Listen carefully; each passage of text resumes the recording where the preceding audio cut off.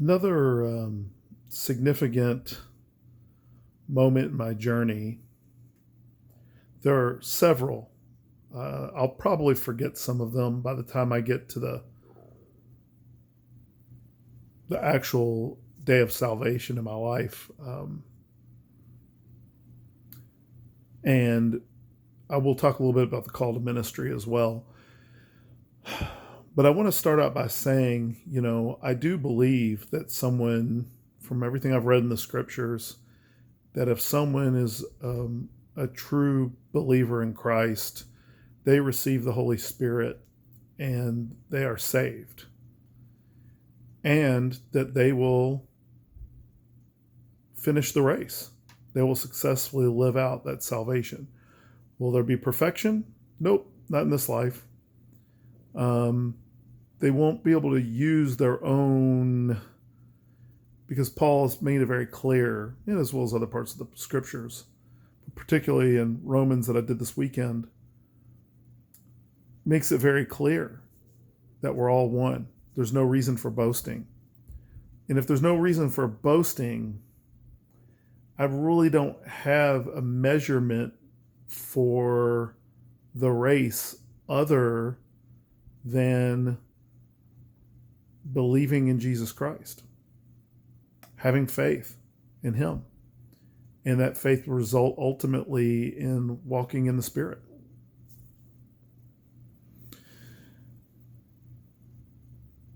And so, with that, I want to say, as I talk about my journey seeking God, I want to make it very clear that while I believe that we're saved by God shed, by Jesus' shed blood on the cross, by God, the Father allowing His Son to be a propitiation for us, that doesn't mean, though, that we should stop seeking. In fact, I think one of the reasons why we should be praying on occasion might be because we're still seeking Him. You just see this over and over, where there is no, like in this life, this final point. C.S. Lewis one time said his views of God, I may quote this multiple times. I should find the quote again so I get it down right, but he said his views of God were constantly being shattered. And as it turns out, the one that was doing the shattering was probably God Himself. Fascinating. I was struggling. I remember one night going out with some friends. There was an acquaintance there.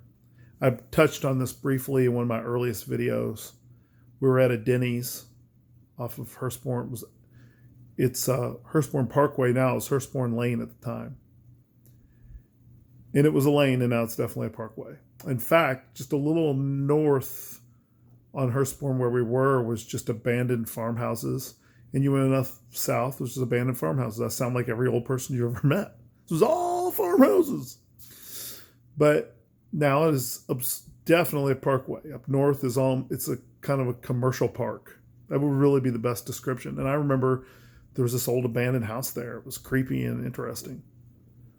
And we were just hanging out at that Denny's one night, as a lot of high schoolers at this time did, and people in college. Should have been in college. And we're all hanging out, and one of them said he was an atheist and that he was going to start a blog online on why there was no God.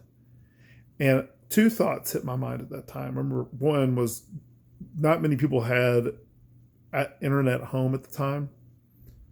If they did, they had dial-up, which is basically not having internet. I mean, you really only went to internet if you really wanted to find something out, or you had nothing else to do, because it could take a long time to do anything.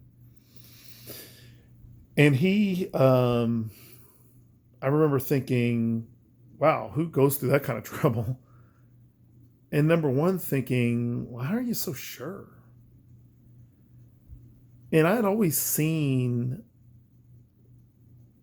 my position as between two positions. atheism and Christianity. Now, I wasn't entirely wrong about that. If you look at it from more of a philosophical worldview perspective, you have theism and atheism, right? Atheism, you have is a God versus no God. That's fundamentally correct, right? I mean, there either is one or isn't one.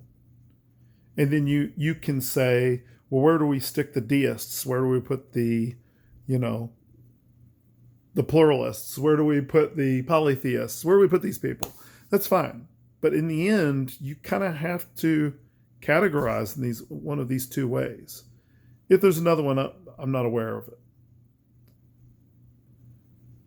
And I just saw myself as in the middle of those two things.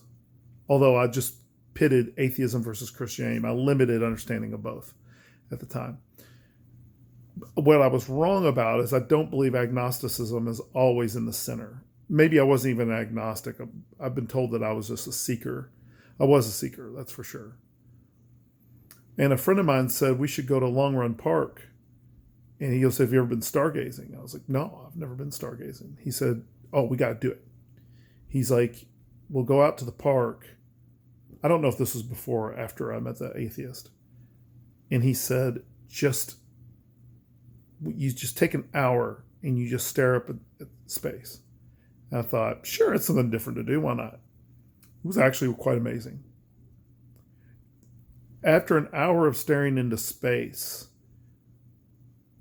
the only way to if you've never done it, you got to do it. It's the best way to describe it is just like it's like you're in space. It becomes three-dimensional. And I remember just the entire time thinking, so did someone make all of this? Or are the atheists right? And this has always been here. And I was just wondering, at that age and at that time, that was a significant step for me, I think. Now, I will get into events that took place that I know for a fact were earlier than that. But I just remember thinking, I couldn't help as I was staring into space, wondering if someone had created all that. But in every step of my day and the things that I was doing, I was looking for God. I wanted to find God. And you cannot do something like stargaze if you're a serious thinker about these things and are really actually looking, saying, if there's a God, I want him to be revealed. You can't do something like stargazing and not approach those thoughts. But let's not leave those thoughts for the unbelievers. There's no reason to give up on our search. And I don't mean from a skeptical point of view. I think God, when you look in the Bible, where do you see that God doesn't continue to foster some mystery about himself, even to believers? Jesus said he knew not the time or day. He left so much up for us to think about.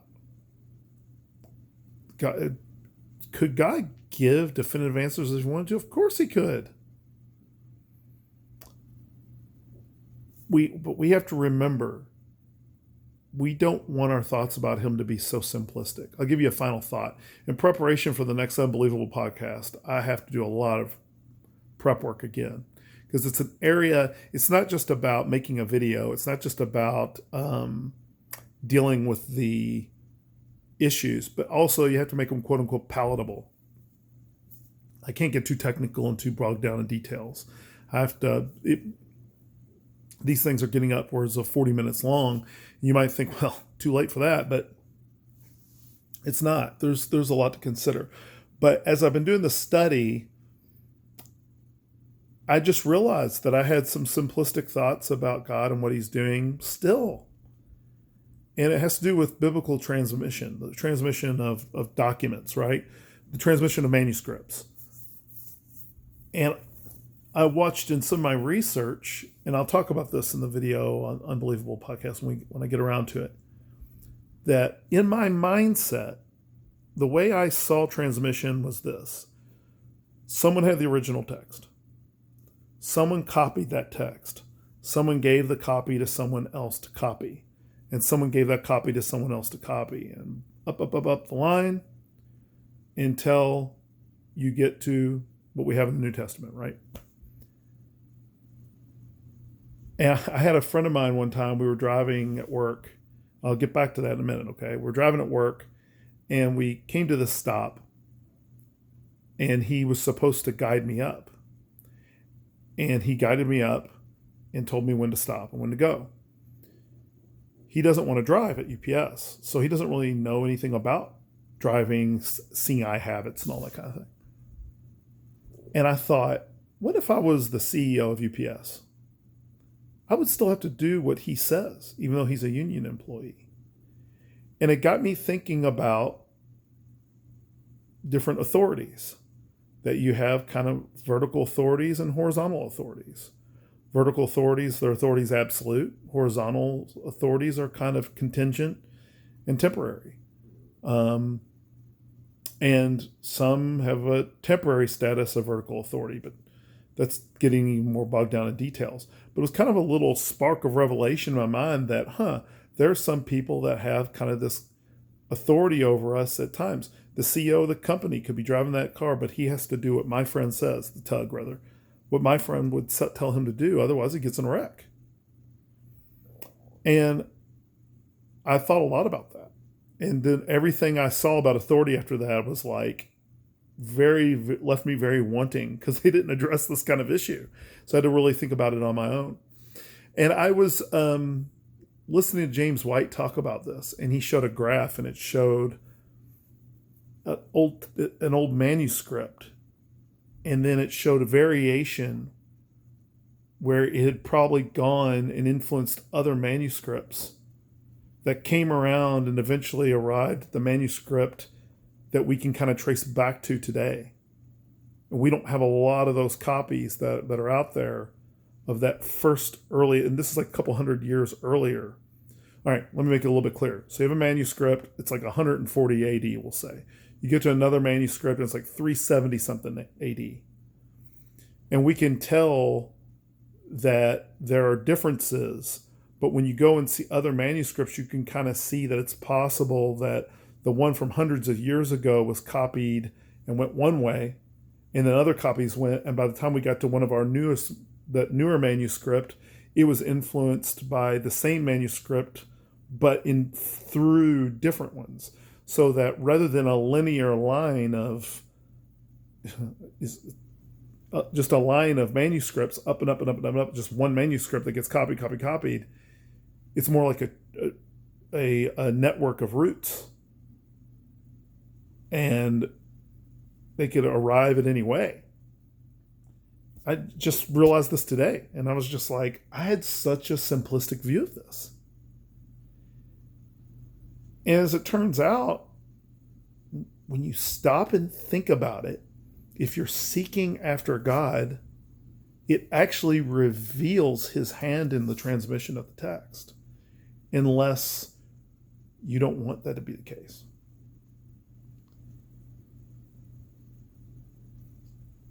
We can't stop seeking him. That has to continue. And it has to even drive us to prayer.